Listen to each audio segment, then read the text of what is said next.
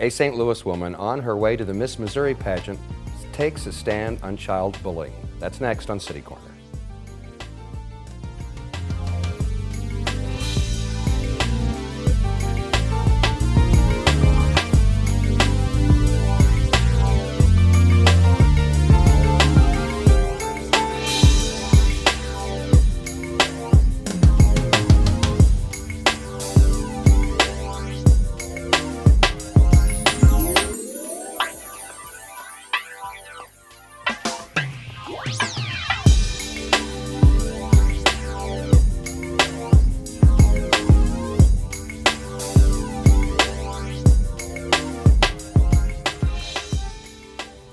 I'm Steve Potter, and welcome to City Corner.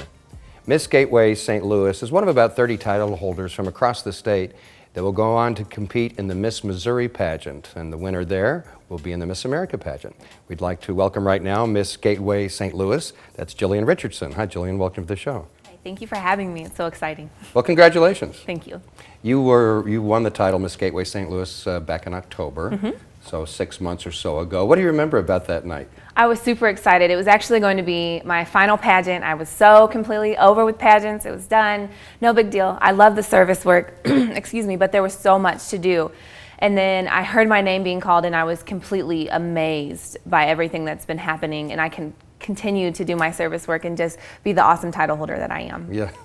Well, how long had you been involved in this sort of thing? When did you start doing pageants? Were you a little kid? No, I'm not a toddlers and tiaras kind of age. I actually started when I was 17 years old. My uncle started me in pageants because I was going to go to school to play softball, and then an incident happened and some health reasons, and I couldn't go play. And so we decided there's another way to make scholarships, and that's pageants. He ended up signing me up for one in November when I was a senior in high school. I ended up winning out of the gate, going to Miss Missouri that year, and then 3 years later, now I'm back at Miss Missouri. What's it all about for you? The fact that scholarships are usually involved in most pageants, right? Yes. So that's an important aspect of it. Yeah, I'm actually a junior at the University of Missouri, St. Louis, and basically pageants have paid my way through school. Wow, your parents must love that. Oh, definitely. I'm the youngest of 4 girls, so definitely a big selling point. So you've been Miss Gateway St. Louis since October. What kind of duties have you had to perform in that time? I've been visiting a lot of elementary schools, and then I actually started running 5Ks for different organizations and just really talking about my platform and my national platform also. Yeah, child bullying, and we're going to get to that in a couple of minutes. Later in the program, we're going to talk to someone from the Children's Miracle Network, which has partnered with the Miss America pageant, and I guess that's connected to the Miss Gateway St. Louis pageant also. Tell me about, and I know you've done some work with them, what do you know about that organization and what have you done for them? Children's Miracle Network and their hospitals are such an amazing deed. Just here in the St. Louis area also, I've gotten to go to Cardinal Glennon and just hang out with some of the kids that we have here in our hospitals, and they get cooped up and they get sad and there's really nothing to do. So just being a bright and smiling face with them and the crown is really a big selling point because they think a princess is coming to talk to them. So that's really awesome.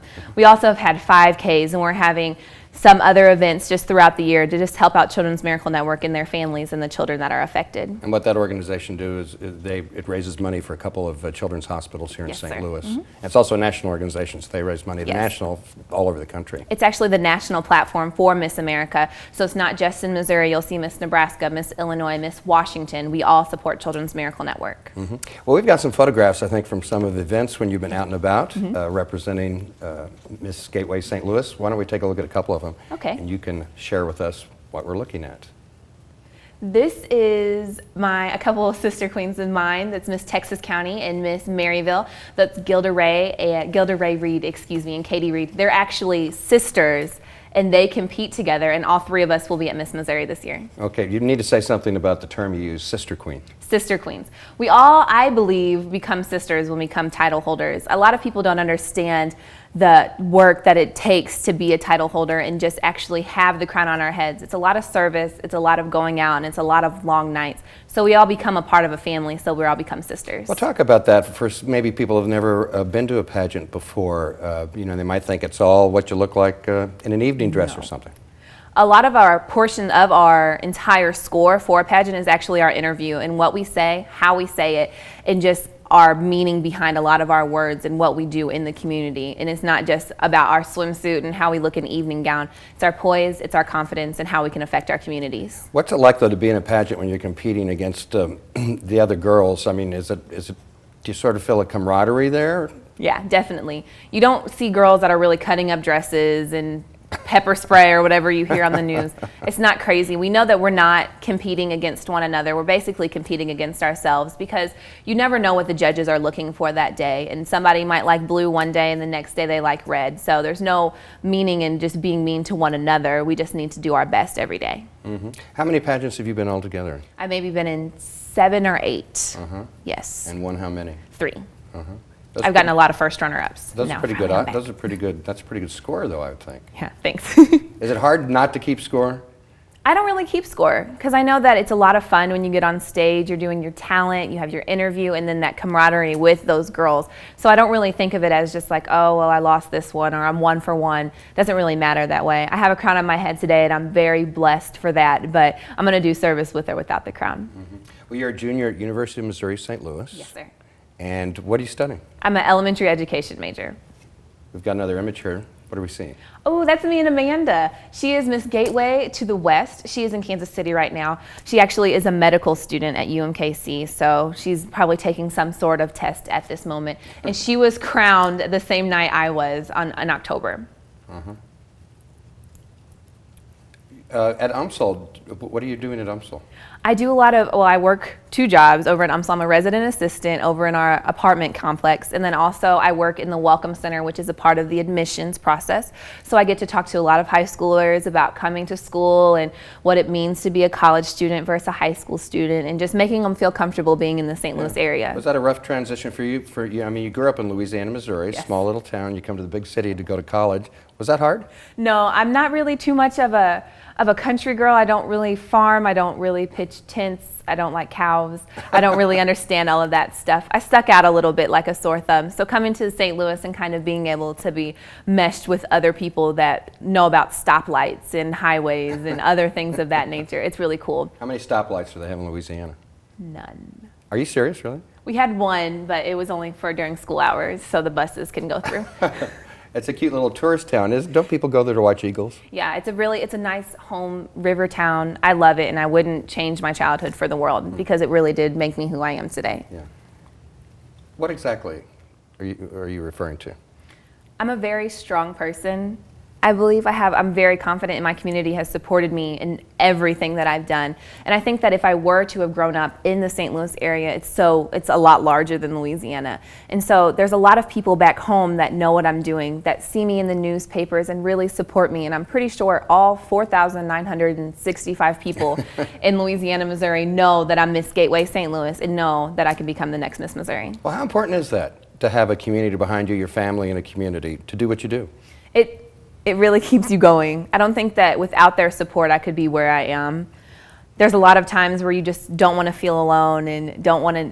The community is really what drives you to keep going, I guess you can say, because without them, there's really nothing for us as title holders to do without their support and without being able to go into our communities and really be that drive and be that service. Now, everyone that has a title usually has some sort of platform. That's a term you use, isn't it? Yes, our platform. Something that you believe in and want to speak out about. And yours is child bullying. Yes. And so because you want to be a teacher. Grade school teacher or what? I want to be a 3rd grade teacher. Why 3rd grade? 3rd grade, I feel like, is the perfect age where there's not too many potty breaks, but they're not too sassy yet to get into middle school where they texting and all of that stuff. 3rd grade is Talking good. back to you. Exactly. Yeah. I just like the 3rd graders. They'll sit down most of the time and they're quiet, and so well, not quiet. Well, child bullying evidently seems to be a very serious problem. I don't know too much about it firsthand, but what is the problem as you see it? What have you seen? I think a lot of the time we just see bullying as a part of childhood, and that's really not the case. And also with the new technological advancements that are just coming out into the world, bullying is not just taking place on a playground anymore. These kids have cell phones, there's Facebook, there's emails, and they're taking that home with them, and it's really affecting their self-esteem and their confidence. And I just think that as children, you need that childhood part to just feel loved and to feel welcome. And when children and your peers are bullying you that way, you're not going to grow as much as you possibly can. Do you think that isn't bullying to a certain extent maybe just part of childhood, or should we not accept it that easily? I don't think we should accept it that easily. I think that when you look back into your childhood, you remember that one person that said that one mean thing to you and it really brought you down, and it could have been carried with you until now, until your early years or your later years or anything. And if we learn how to just take somebody's words and either mesh them into something that can give you that confidence, give you that poise and that just self-esteem that you really need, I think we need that for children, and to understand that sticks and stones may break your bones, but words can hurt the same too. Yeah. Part of the problem is, I think, as I understand it too, is some kids that get bullied don't talk about it, maybe don't tell their parents. Correct. You know, kind of keep it inside, which sort of makes it worse for them. Yes, Don't you definitely. think? What it is with No Sticks and Stones, which is my platform, and it's a Massachusetts-based organization actually that I work with. And what we teach children is that through your peers is how you can defeat bullying.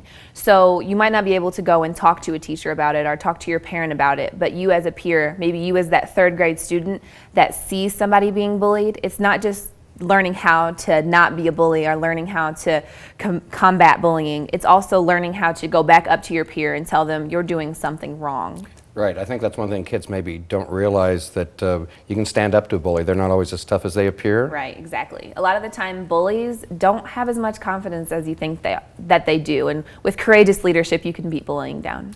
That's the point I was going to make too, that maybe the bully has as big a problem as the kid they're bullying. A lot of the time, that's what the case is. So you have an idea for a peer. You think that would help? A peer influence, is that? Right, yeah. Yeah, exactly. When you see another child, sometimes it takes someone else that you're close to come up and say, you're doing something wrong. And so going into those elementary schools and even sometimes middle schools and showing them that they can stop bullying inside their school and they don't need to be tattletales per se, or go and tell their parent that they have it inside of them. They just need a way to show it. Well, Jillian, you want to be a teacher. So from a teacher's perspective, you know, from things I've read about bullying, some teachers seem maybe not to address it, as maybe ignore it more than they should. Yeah. What kind of stance should a teacher take? I think that a lot of character education in schools is missed, and it just kind of falls to the wayside, and they just think by putting a bullying is bad poster on their wall, that's about as far as they should go. But a lot of the time, a teacher is that first line of defense. So they need to be motivational, they need to be inspirational, and really stand up for their children as much as they would stand up for themselves, and teach their students that they are who they are and they should be loved for who they are, and there's no reason to bully anybody or make fun of anyone either. Yeah. And you know, it can do everything from destroy self-confidence, as you say, to extreme cases where we see kids that commit suicide sometimes. Exactly, and it's a sad epidemic that's going around, and hopefully through No Sticks and Stones and me going through schools here in the Missouri area, and then if I do become, when I become, let's say that, Miss America, I can go to different schools around the United States and just show students that there's another way out. There's not always that. Okay, you're one of 30 title holders that are going to be competing for the Miss Missouri pageant. I think there are 4 from St. Louis. Yes. Who are the others? There's about 5, I think. There's Miss Metro St. Louis, Miss River City, Miss Spirit of St. Louis, me, Miss Gateway St. Louis, excuse me, and then also Miss Gateway to the West, Amanda. Well, how are you getting ready for the Miss Missouri pageant in June? There's a lot of work to go through, again, with our service work that we're doing, and then heading to the gym, taking walking practices. This is great for interview skills and just really being immersed in what I do. So and just when you get the sure. Miss Missouri title, you'll probably mention my name. Of course. Yeah. I'm going to be, I took an interview this day, and this totally helps me out. Exactly. I believe you, sure. It's got to be a little nerve-wracking, though. Miss Missouri, that's a big jump from a local pageant, isn't it? Yeah, it's a job, and I think I'm very much ready for it. Is there anything you can do to prepare for it? Or? I think just by being yourself. I think a lot of girls that go into pageants and go to Miss Missouri think that they have to change who they are from their local pageant or from their local title, just change and mess everything up to be this picture-perfect person. But a lot of the time, the role model that Missouri needs to see and that America needs to see is the girl next door, and that's just who I am. Yeah, well, I was wondering about that, what kind of pressure you feel to be what other people expect you to be. I don't really feel that. I think that people love me for who I am, and those people who try to pressure me to do different things, they don't really need to be there at all times. And maybe I can just show them that being who they are and just going into the world as yourself is the best way. And you really don't need to beat people up or kind of tear them down for what they're not. Well, Jillian Richardson, we wish the best of luck in the Miss Missouri pageant. And then we'll be looking for you in the Miss America pageant too. How about that? Of course. It's been really great talking to you. Thank Best of you luck so much. to you. It's really nice meeting you. Thank you. And we'll continue this discussion right after this. This is City Corner. So, just sit here for a moment.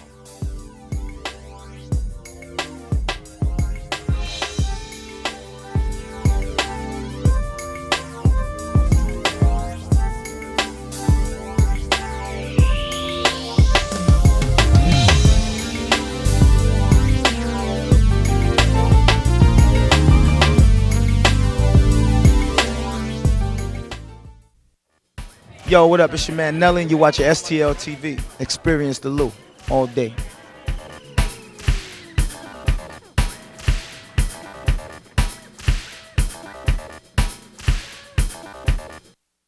In times of peace and times of war, in times of joy and times of pain, we need them, they need us, and we need you, the USO, until everyone comes home.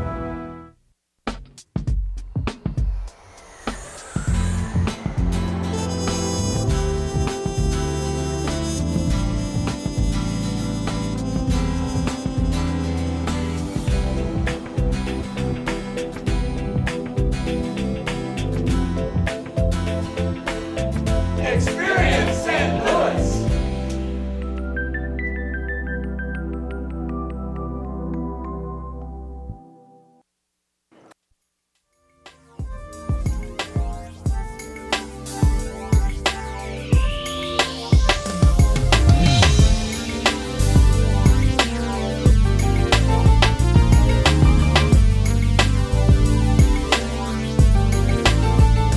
I'm Steve Potter, and welcome back to City Corner. Phil Sholts is the Communications Director for Children's Miracle Network, and he joins us now. Hi, Phil. Hi, how are you? I'm doing very well. Glad you could be with us today. Oh, well, thank you very much for the opportunity. We were just talking to Jillian Richardson, as you know, Miss Gateway St. Louis 2011, and the Children's Miracle Network has had a long relationship with these local pageants and I guess kind of come under the umbrella of the Miss America pageant. How does all that work? Yes, that's correct. We've actually benefited a lot from the local and national organizations. They've been a great supporter and champion for Children's Miracle Network hospitals, both nationally through the national organization and locally. Nationally, Miss America, whoever it becomes every year, becomes kind of a national goodwill ambassador for Children's Miracle Network. And she'll go around speaking at hospitals and different events, as well as coming to some of our larger national events like Celebration. Locally in St. Louis, we've been very fortunate to get to work with girls like Jillian and Amanda, different local sister queens, and they come to our events and support, and they're great volunteers, and obviously the kids love working with them. I want to talk specifically about what you guys do here in St. Louis, but can we talk about the national organization first? Sure. What can you share with us about the history of that group and how they started and what they do on a national level? Okay, well, Children's Miracle Network Hospitals is a national organization. It's a network of premier children's hospitals across the U.S., and there's actually hospitals in Canada and some other countries too as part of our international branch. But within the U.S., it's about 170 markets, children's hospitals in mainly cities, but also rural areas that all have different categories that they have to abide to, whether it's certain types of trauma care as well as oncology and heart and all the different aspects to make sure that they're all well-rounded, a complete organization within that city. So we have those markets. In St. Louis, we're unique because we actually have two amazing children's hospitals here. We have St. Louis Children's Hospital and Cardinal Glennon Children's Medical Center. But the hospitals across the U.S. are all leaders within their field, and they all provide amazing care for the children. Do St. Louis Children's and Cardinal Glennon, do they do exactly the same thing? In many ways they do. They obviously both have specialties, but in St. Louis in general, we have kind of become a medical hub, and through that and the universities that work with those hospitals, both hospitals are actually leaders not only in the U.S. but internationally in doing groundbreaking treatments, and whether they're transplant leaders. Both hospitals here do hundreds of transplants a month, and many kids from St. Louis, as well as the bi-state region, but also nationally, internationally, will actually fly into St. Louis to be treated at these two hospitals. As you say, St. Louis really is a medical hub with those two hospitals, with Washington University, School of Medicine and all that too. We really are nationally noted, aren't we? We are. Just recently, I was reading a story when working with St. Louis Children's Hospital about a child from the United Arab Emirates that her doctors discovered she had a rare type of lung defect, and after looking at it and diagnosing, they came to the conclusion, we know what you have, but we do not have the equipment or ability to do that. And through a lot of red tape and other negotiations, her government, as well as the U.S. government, and the hospitals were able to work together to get her here so that she could have a transplant. And stories like that surprisingly happen a lot. And it's wonderful to know that that type of care that is sought throughout the world also can be used for your children when you're 5 minutes down the road in St. Louis. Right. Well, medical care is terribly expensive. That is true. Particularly if you have, some major kind of issue that you're dealing with, and a lot of people can't afford it, and that's where Children's Miracle Network comes in. Yes, one of the principles of Children's Miracle Network Hospitals as an organization is that we work to raise funds and awareness for the children's hospitals in our local markets. So all our money and efforts go to raise awareness for the hospitals and their programs, but also to make sure that those hospitals get funding for essential patient programming and services, new equipment purchases, whether it's a new NICU bed or maybe a new monitor, things like that, but also to make sure that no child and family gets turned away for a lack of ability to pay. I think you've been here in St. Louis, not you personally, but Children's Miracle Network since 1988, and I think you've raised $30 million?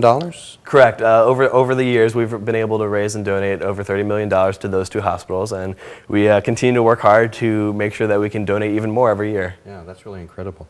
We've got a couple of pictures to look at. Okay. Phil, we were talking about Jillian and the other pageant holders that Jillian was talking about the work that she has done already with Children's Miracle Network. So let's take a look at these and tell us what we're looking at. I think Jillian's in all of them, I believe.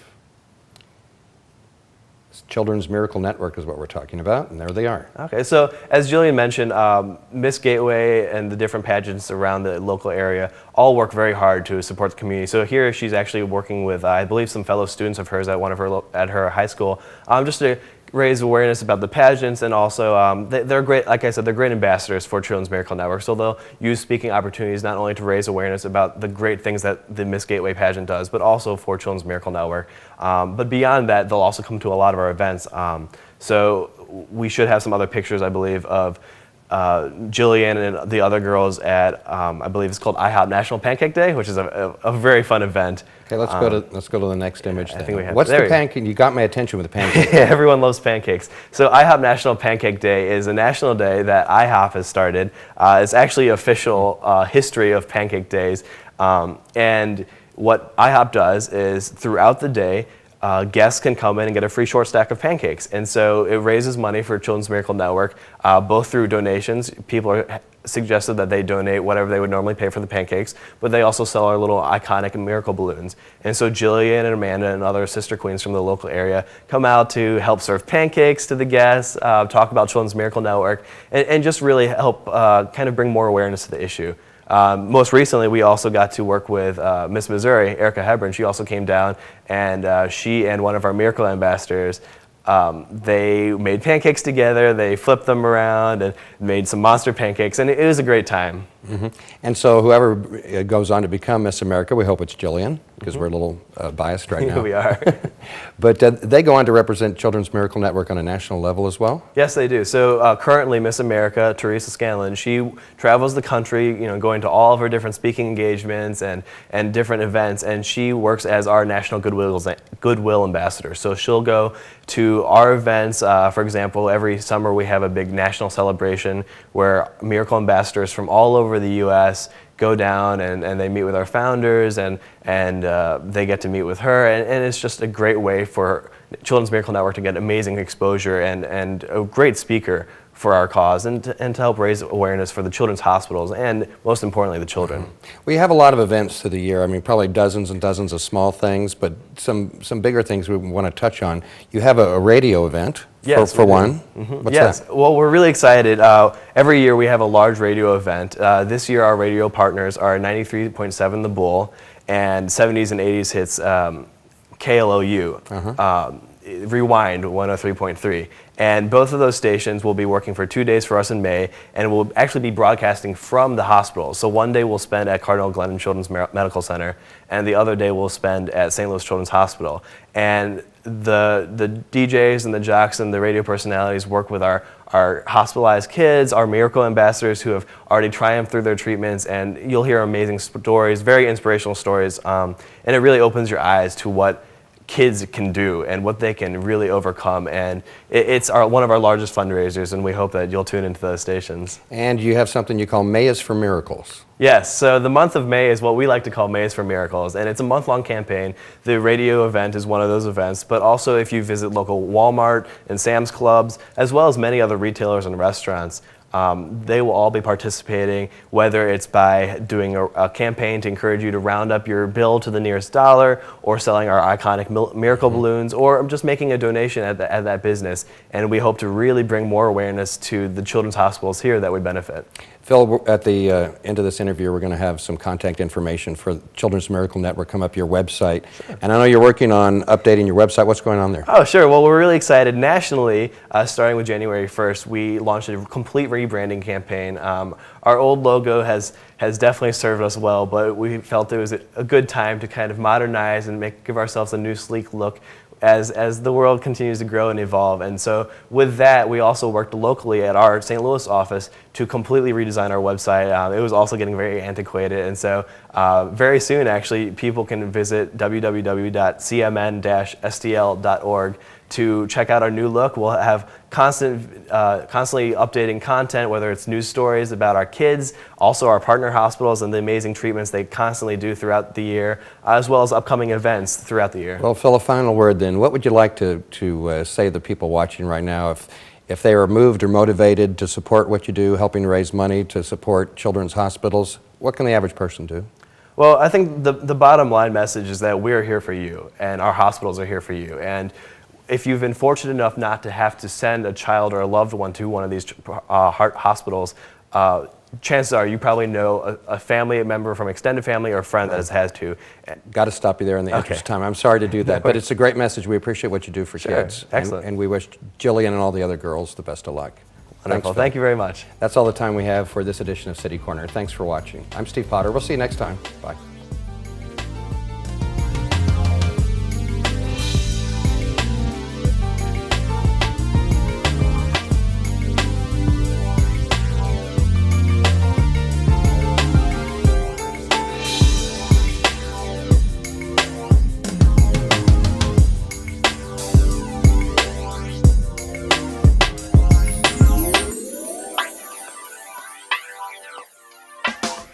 What?